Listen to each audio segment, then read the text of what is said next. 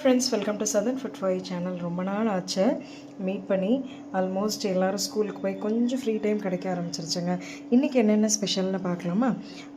இன்றைக்கி வந்து நிறைய ஸ்பெஷல் இருக்குது. ஒன்று ஒன்றா சொல்கிறேன்.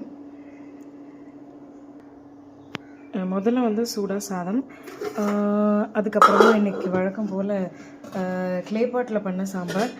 நம்மளோடய ட்ராவல் பண்ணிகிட்டு இருந்தவங்களுக்கு தெரியும், எப்போதும் நம்ம வீட்டில் வந்து க்ளே பாட்டில் தான் இருக்கும்னு சொல்லிட்டு. ஸோ க்ளே பாட்டில் பண்ண சாம்பார்.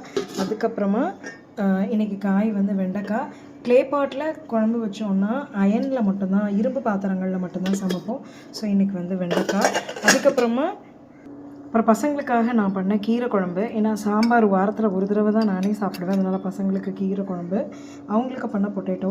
அப்புறமா வந்து பிரண்டை துவையல். ஒரு நாள் நான் ரெசிபி போடுறேன், நல்லாயிருக்கும்.